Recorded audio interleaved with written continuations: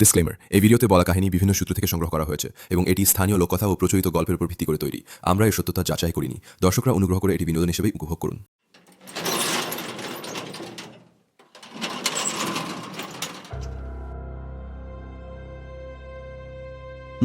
আমাদের আশেপাশের খুব চেনা শহরগুলোর ভেতরেই এমন কিছু গলি থাকে যেখানে দিনের বেলাতেও এক অদ্ভুত নিস্তব্ধতা বিরাজ করে। একদম একটা চাপা শান্ত ভাব থাকে। ঠিক। আর রাতের বেলা সেই নিস্তব্ধতা যেন এক অদৃশ্য চাদরের মতো চারপাশটা ঢেকে ফেলে। আজকের এই বিশেষ এবং গভীর আলোচনায় আমরা ঠিক এমনই এক বলা যায় নিস্তব্ধ, অন্ধকার এবং হাড় হিম করার সত্য ঘটনার ভেতরে প্রবেশ করতে চলেছি। হ্যাঁ, আর ঘটনাটা সত্যি খুব কৌতূহলোদ্দীপক। আসলে যে বিবরণটি আজ আমরা বিশ্লেষণ করব তার নাম হলো shadows of the Dum Dum cantonment house বা দমদম ক্যান্টনমেন্টের পরিত্যক্ত বাড়ির রাত। দারুণ একটা সোর্স মেটেরিয়াল, তাই না? আমাদের আজকের লক্ষ্য হলো দীর্ঘ 15 বছর ধরে সম্পূর্ণ তালাবন্ধ থাকা একটি পরিত্যক্ত বাড়ির পেছনের রহস্যটা বোঝা, তাকে ঘিরে তৈরি হওয়া স্থানীয় লোককথা এবং দুই বন্ধুর এক রাতের ভয়ঙ্কর অভিজ্ঞতার প্রতিটি স্তরকে খুব কাছ থেকে খতিয়ে দেখা। ঠিক, এই যে রাতের অন্ধকার, বন্ধ জানালার ফাঁক দিয়ে আসার রহস্যময় আলো, আর কাঁচের ওপর ভেসে ওঠা একটা চলন্ত হাতের ছাপ। একদম এই পুরো ব্যাপারটা কিভাবে মানুষের মন আর বাস্তবতার সীমানাকে ঝাপসা পড়ে দেয়, সেটাই আজ আমাদের খতিয়ে দেখতে হবে। তো চলুন এই অন্ধকার গলিতে আজ আমরা একসাথে পা রাখি। একেবারে ঘটনার প্রেক্ষাপট থেকে শুরু করা যাক। যে বিবরণটা আমরা পেয়েছি সেখানে মূল ঘটনাস্থল হলো কলকাতার কাছাকাছি এলাকা দমদম ক্যান্টনমেন্ট। দমদম ক্যান্টনমেন্ট এলাকাটা এমনিতেই বেশ পুরনো। হ্যাঁ, যারা ওই এলাকার পুরনো এবং ভেতরের দিকের রাস্তাগুলোর সাথে পরিচিত তারা খুব ভালো করেই জানেন যে সেখানে ব্রিটিশ আমলের বা তারও আগের বেশ কিছু পুরনো ভগ্নপ্রায় বাড়ি রয়েছে। দিনের বেলায় হয়তো সেগুলো স্রেফ ইট পাথরের স্তূপ, কিন্তু রাতের বেলায় ওই এলাকাগুলোর চেহারা একদম পাল্টে যায়। আমাদের আজকের ঘটনার কেন্দ্রবিন্দু হল নির্দিষ্ট এমন একটি বাড়ি যা প্রায় 15 বছর ধরে সম্পূর্ণ বন্ধ পড়ে আছে। একটু ভেবে দেখুন, 1.5 দশক। হ্যাঁ, 15 বছর কিন্তু মুখের কথা নয়। একদমই। 15 বছর ধরে একটা বাড়ির দরজা জানালা সব পেরেক ঠুকে বা তালা দিয়ে সিল করা। সময়ের সাথে সাথে প্রকৃতি কিভাবে সেই বাড়িটাকে গ্রাস করেছে। দেয়ালে বট, অশ্বত্থের শিকড়, চারদিকে আগাছা আর এক অদ্ভুত স্যাঁতস্যাঁতে গন্ধ। স্বাভাবিকভাবেই এমন একটা বাড়ি নিয়ে স্থানীয় মানুষের মধ্যে নানা অদ্ভুত কথাবার্তা বা লোককথা প্রচলিত থাকবে। সেটাই তো স্বাভাবিক, তাই না? একদম স্বাভাবিক। যে কোনো মানব সমাজে যখন এমন একটা শূন্য বা পরিত্যক্ত স্থান দীর্ঘকাল ধরে পড়ে থাকে, তখন মানুষের মন সেই শূন্য স্থানগুলো পূরণ করার জন্য নিজেরাই নানা গল্পের জন্ম দেয়। মনস্তাত্ত্বিক দিক থেকে এটা খুব সত্যি। তবে এখানে সবচেয়ে ইন্টারেস্টিং ব্যাপার হলো স্থানীয় লোককথার ধরনটি। আশেপাশের সাধারণ মানুষজন দাবি করে যে তারা নাকি রাতের বেলা ওই 15 বছর ধরে বন্ধ বাড়ির জানালায় মাঝে মাঝে আলো জ্বলতে দেখে। আলো? অথচ গত 1.5 দশকে কেউই কখনো কোনো মানুষকে ওই বাড়িতে ঢুকতে বা সেখান থেকে বেরোতে দেখেনি। ঠিক এটাই সেই অদ্ভুত বৈপরীত্য।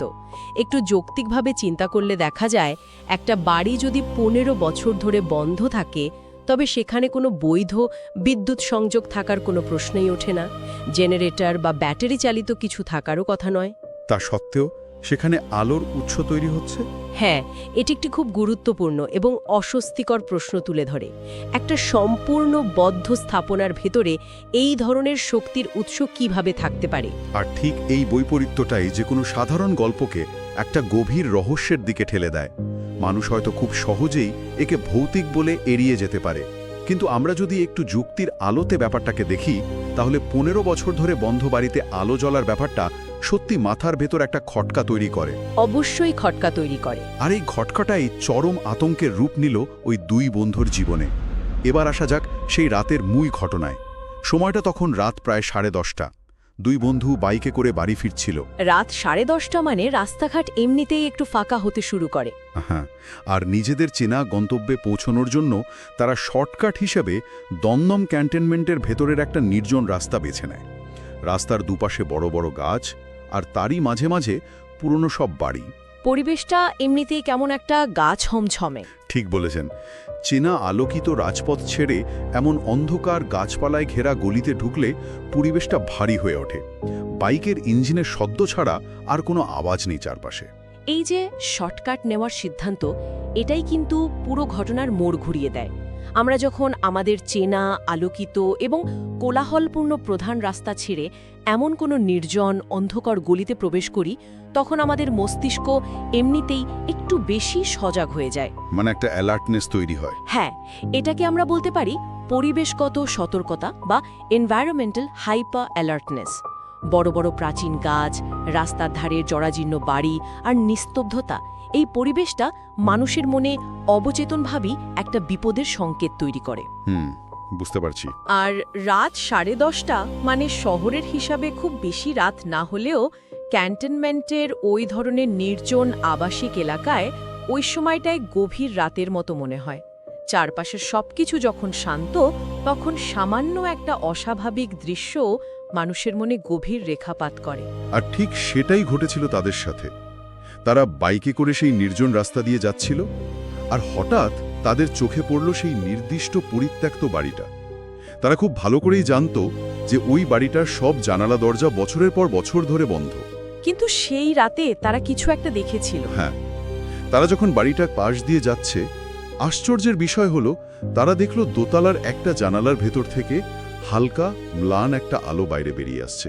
একটু ভাবুন তো অবস্থাটা, ঘুটঘুটে অন্ধকার রাস্তা, আর তার মাঝে একটা অভিশাপ্ত বলে পরিচিত বাড়ির বন্ধ জানালা দিয়ে আসা এক চিলটে আলো। এই মুহূর্তটা একটু গভীরভাবে বিশ্লেষণ করা প্রয়োজন। প্রথমত, চারপাশের গাঢ় অন্ধকার, আর তার মাঝখানে একটা নির্দিষ্ট জানালা থেকে আসা হালকা আলো। মানুষের চোখ স্বভাবতই অন্ধকারে আলোর দিকে আকৃষ্ট হয়। এটা বোধহয় আমাদের স্বভাব, তাই না? হ্যাঁ, এটা আমাদের বিবর্তনের একটা অংশ। আলো দেখলে আমরা সাধারণত নিরাপত্তার কথা ভাবি, কিন্তু যখন সেই আলো এমন একটা জায়গা থেকে আসে যেখানে তার থাকার কথা নয়, তখন সেটা কৌতূহলের বদলে ভয়ের কারণ হয়ে দাঁড়ায়। একদমই তাই। তবে এখানে তাদের মস্তিষ্কের প্রথম প্রতিক্রিয়াটা লক্ষ্য করুন। তারা প্রথমে ভাবল যে হয়তো কেউ ভেতরে ঢুকেছে, হয়তো কোনো চোর বা ভবঘুরে। হ্যাঁ, মানে তারা লজিক্যাল একটা কারণ খোঁজার চেষ্টা করছিল। ঠিক, এটি মানুষের মনের একটি খুব সাধারণ প্রতিরক্ষামূলক প্রতিক্রিয়া। আমরা সবসময় অজানাকে একটি যুক্তিসঙ্গত চেনা ব্যাখ্যার ছাঁচে ফেলে শান্ত করার চেষ্টা করি। ভূত প্রেতের চেয়ে চোরের ভয় তো অনেক বেশি বাস্তবসম্মত। আপনার এই কথাটা খুব ইন্টারেস্টিং যে মানুষ অজানাকে ভয় পাওয়ার চেয়ে চেনা বিপদকে বেশি পছন্দ করে। হ্যাঁ, কিন্তু তাদের এই চেনা যুক্তির দেয়ালটা ভাঙতে খুব বেশি সময় লাগলো না। তারা কি বাইক থামিয়েছিল? তারা বাড়িটা একটু ধীর করে কিছুটা দূর থেকে বাড়িটার দিকে তাকিয়ে রইল। আর ঠিক তখনই তারা দেখল সেই দৃশ্যটা যা তাদের শিরদাঁড়াদির ঠান্ডা স্রোত নামিয়ে দিয়েছিল। তারা দেখল ওই আবছা আলোকিত জানালার ভেতরে একজন মানুষ দাঁড়িয়ে আছে। মানুষ পরিষ্কার বোঝা যাচ্ছিল।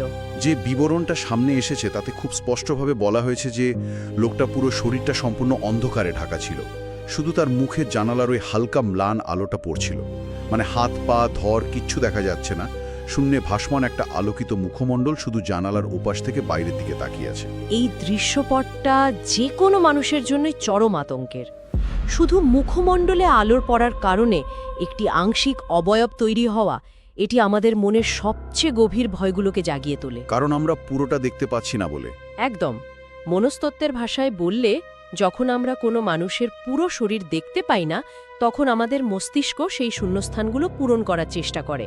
আর যেহেতু চারপাশের পরিবেশটা আগে থেকেই একটা ভয়ঙ্কর আবহ তৈরি করে রেখেছে, তাই মস্তিষ্ক ওই শূন্যস্থানগুলোতে সবচেয়ে খারাপ এবং ভীতিজনক সম্ভাবনাগুলোকে বসিয়ে দেয়।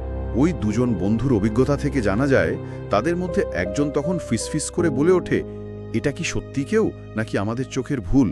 এই প্রশ্নটা কিন্তু অত্যন্ত প্রাসঙ্গিক। অন্ধকার এবং অজানা পরিস্থিতিতে আমাদের মস্তিষ্ক অনেক সময় এমন কিছু দেখার চেষ্টা করে যা সে আগে থেকে চেনে। এখানে আমার একটা প্রশ্ন আছে। আপনি যে বলছেন মস্তিষ্ক চেনা জিনিস দেখার চেষ্টা করে, এই ব্যাপারটাকে তো বোধহয় প্যারেডোলিয়া বলা হয়, তাই না? হ্যাঁ, একদম ঠিক ধরেছেন। এই প্যারাডোলিয়া ব্যাপারটা আসলে ঠিক কি? মানে আমরা যে অনেক সময় অন্ধকারে দড়ি দেখে সাপ ভাবি বা মেঘের মধ্যে মানুষের মুখ দেখতে পাই, সেটাই কি এখানে কাজ করছিল? ওই দুই বন্ধু কি আসলে অন্ধকারে কোনো ছায়াকে মানুষ ভেবে ভুল করছিল? হ্যাঁ, এটাই প্যারাইডোলিয়া। মানুষের মস্তিষ্ক এমনভাবে তৈরি যে সে সবসময় এলোমেলো প্যাটার্ন বা অস্পষ্ট জিনিসের মধ্যে পরিচিত আকার, বিশেষ করে মানুষের মুখ খোঁজার চেষ্টা করে। মানে এটা আমাদের সার্ভাইভাল ইনস্টিংক্ট? ঠিক, এটা আমাদের আদিম যুগের টিকে থাকার একটা প্রবৃত্তি। শিকারী যুগে ঝোপের আড়ালে লুকিয়ে থাকা বাঘ বা শত্রুর মুখ আগে থেকে চিনতে পারাটা বেঁচে থাকার জন্য খুব জরুরি ছিল। সেই প্রবৃত্তি আজও আমাদের মধ্যে রয়ে গেছে। বুঝতে পারছি। তাই ঘুটঘুটে অন্ধকারে পরিত্যক্ত বাড়ির একটা জানালার ফ্রেমে যখন হালকা আলোর ছটা পড়ে, তখন মস্তিষ্ক হয়তো দেয়ালের কোনো দাগ, পুরনো পর্দার ভাঁজ বা ধুলোর আস্তরণকে মিলিয়ে একটা মানুষের মুখের আকার তৈরি করে ফেলেছিল। ওই দুই বন্ধু প্রথমে ঠিক এটাই ভেবেছিল। তারা নিজেদের বোঝানোর চেষ্টা করছিল যে এটা হয়তো শুধুই একটা বিভ্রম। কিন্তু এই চোখের ভুল তত্ত্বটা খুব বেশিক্ষণ টিকল না। কেন? তারপর কি হলো? কারণ নিজেদের সন্দেহ দূর করার জন্য তারা যখন বাইকটা নিয়ে আরও একটু ভালো করে দেখার জন্য সামনের দিকে এগোলো, ঠিক তখনই ঘটল সেই আকস্মিক ঘটনা। তাদের চোখের সামনেই জানালার ওই হালকা আলোটা হঠাৎ করে নিভে গেল। নিভে গেল? হ্যাঁ, এক লহমায় পুরো বাড়িটা আবার সেই জমাট ঘুটঘুটে অন্ধকারে ডুবে গেল। যদি এটা চোখের ভুলই হতো বা দেওয়ালের কোনো দাগ হতো, তাহলে আলোটা হঠাৎ করে নিভল কেন? ঠিক এই জায়গাতেই ঘটনাটা একটা ভয়ঙ্কর মোড় নেয়। এই হঠাৎ করে আলো নিভে যাওয়াটাই কিন্তু ভয়ের মাত্রাকে কয়েক গুণ বাড়িয়ে দেয়।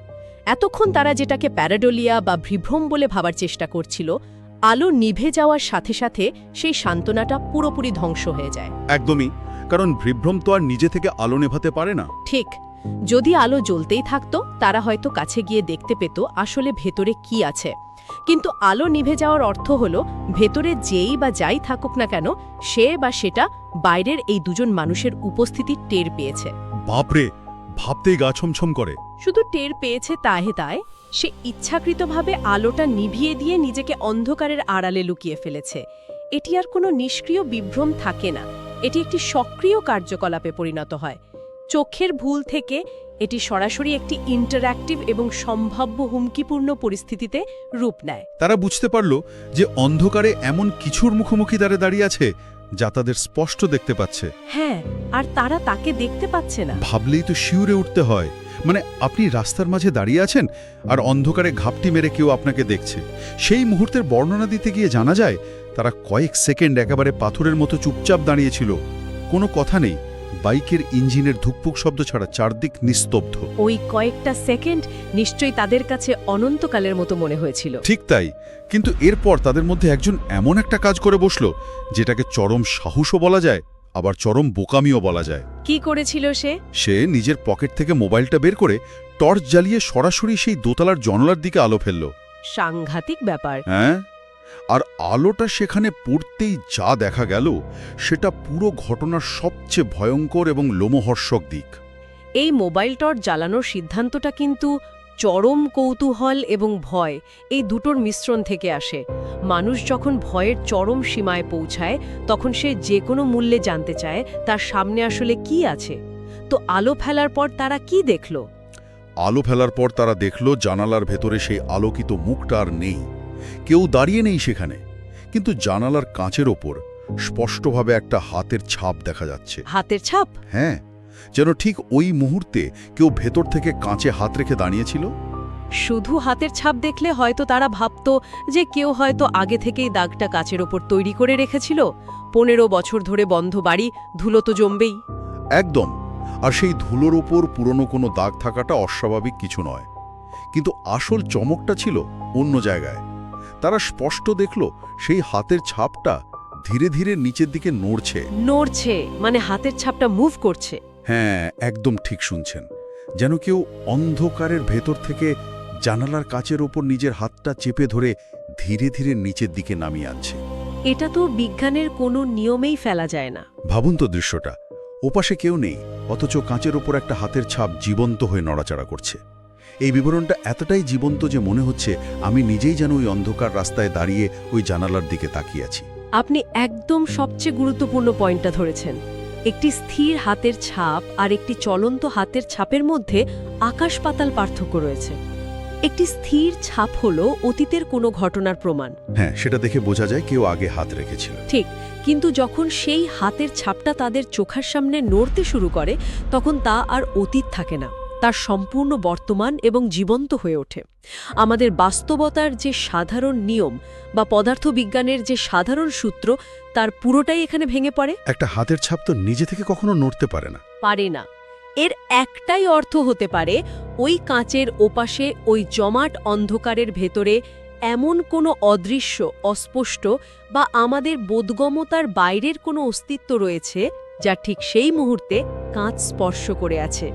এটি মানুষের মনের সবচেয়ে গভীর এবং আদিম যে ভয়, অজানা বা অদৃশ্য কিছুর উপস্থিতি, তাকে সরাসরি আঘাত করে। আর এই দৃশ্য নিজের চোখে দেখার পর পৃথিবীর কোনো মানুষের পক্ষেই সেখানে আর এক মুহূর্ত দাঁড়িয়ে থাকা সম্ভব নয়। ওই দুই বন্ধুর ক্ষেত্রেও তার ব্যতিক্রম হয়নি।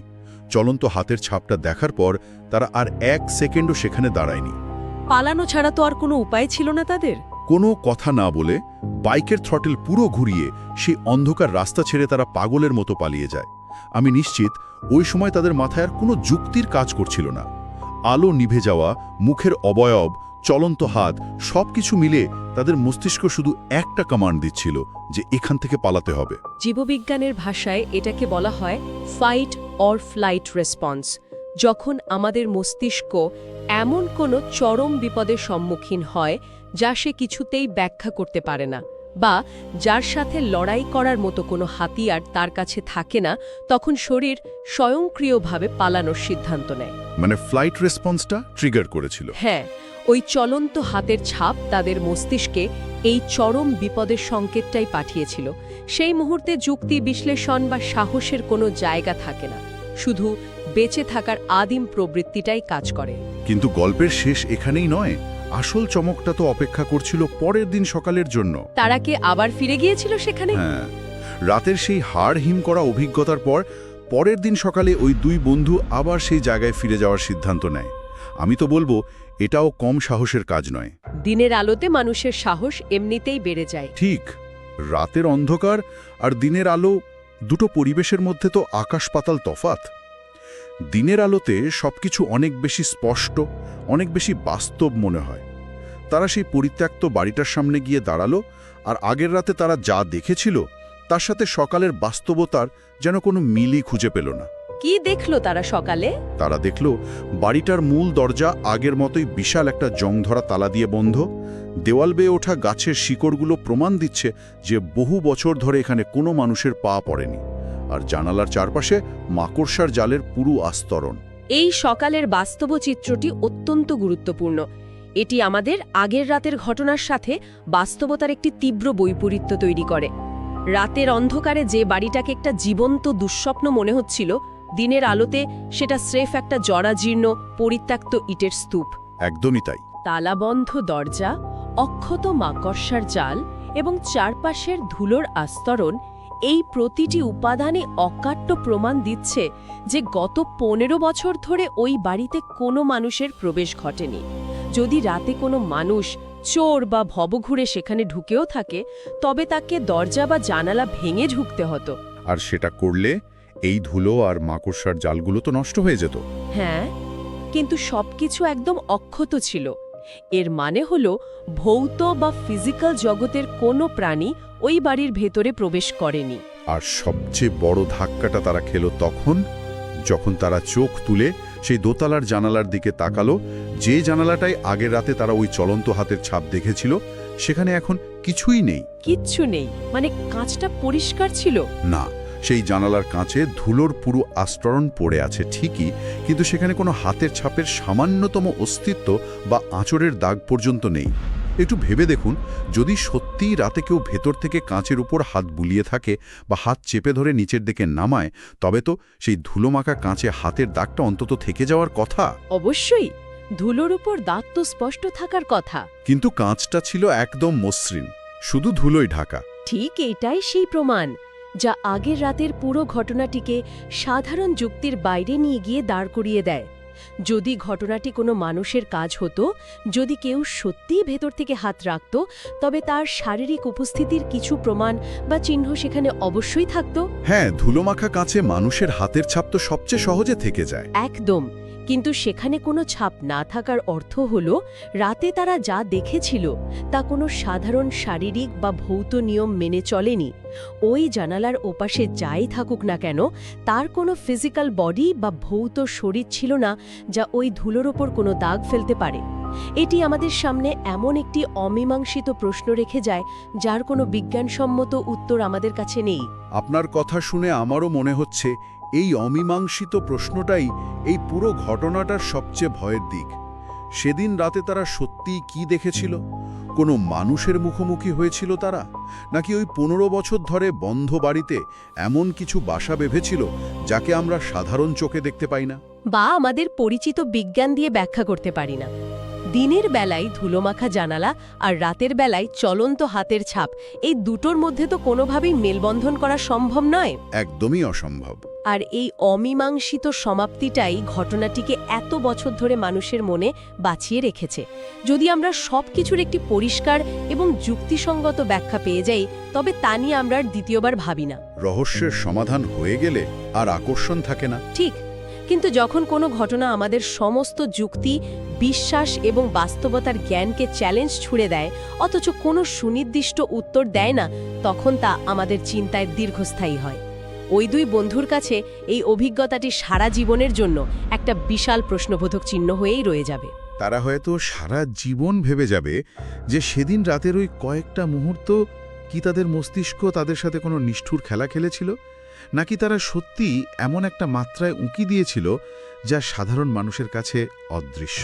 হ্যাঁ, এই দ্বিধাটা তাদের সারা জীবন তাড়া করে বেড়াবে। সত্যিই তাই।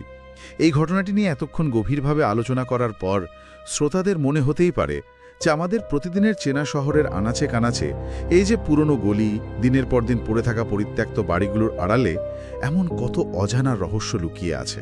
আমরা প্রতিদিন কত বন্ধ দরজার পাশ দিয়ে হেঁটে যাই। একদম। আমরা একবারের জন্য হয়তো ভাবি না যে ওই বন্ধ দরজার ওপাশে সময়ের সাথে সাথে কি অপেক্ষা করে আছে। এই ধরনের ঘটনা আমাদের বারবার মনে করিয়ে দেয় যে সবকিছুর পরিষ্কার এবং যৌক্তিক ব্যাখ্যা হয়তো সব সময় আমাদের চোখের সামনে সাজানো থাকে না। আমাদের চারপাশের চেনা জগতের ঠিক বাইরেই একটা অচেনা জগৎ থাকতে পারে, যার নিয়মকানুন আমাদের সম্পূর্ণ অজানা। এক অজানা জগৎ যা মাঝে মাঝে আমাদের এই চেনা জগতে উঁকি দিয়ে যায়। ঠিক বলেছেন। আজকের এই গভীর আলোচনা থেকে বিদায় নেওয়ার আগে আমি সবার জন্য একটা চিন্তার খোরাক রেখে যেতে চাই। একটু দলিয়ে ভেবে দেখুন তো, যদি কোনো একটা নির্দিষ্ট স্থানে, ধরা যাক একটা ঘরে, দীর্ঘ 15 বছর ধরে মানুষের কোনো আনাগোনা না থাকে, তবে কি সেই বদ্ধ স্থানটি আসলেই সম্পূর্ণ শূন্য থাকে? একটা খুব গভীর প্রশ্ন এটা, তাই না? নাকি দিনের পর দিন, বছরের পর বছর ধরে সেই শূন্যতা, সেই নিঃসঙ্গতা তার নিজের ভেতর কোনো পুরনো স্মৃতি বা এক ধরনের অজানা শক্তি সঞ্চয় করে রাখতে শুরু করে? কে বলতে পারে, হয়তো সেই 15 বছরের সঞ্চিত শক্তি মাঝরাতে ধুলো পড়া জানালার কাছে একটা চলন্ত হাতের ছাপ হয়ে ফিরে আসে, যা আমাদের চেনা পদার্থবিজ্ঞানের কোনো নিয়ম বা বাধাই মানে না। এই সম্ভাবনার কথা ভাবলেই এক অদ্ভুত শিহরণ জাগে। একদম। এই অমীমাংসিত এবং গা ছমছমে প্রশ্নটি নিয়ে ভাবার আমন্ত্রণ জানিয়ে আমাদের আজকের এই রোমাঞ্চকর তথ্য অনুসন্ধান আমরা এখানেই শেষ করছি। আপনারা সবাই সাবধানে থাকবেন, আর হ্যাঁ, রাতের বেলা একলা কোনো পরিত্যক্ত বাড়ির পাশ দিয়ে হেঁটে যাওয়ার সময় ভুলেও জানালার দিকে তাকাতে যাবেন না। কে বলতে পারে ওপাশ থেকে কে আপনার দিকে তাকিয়ে আছে?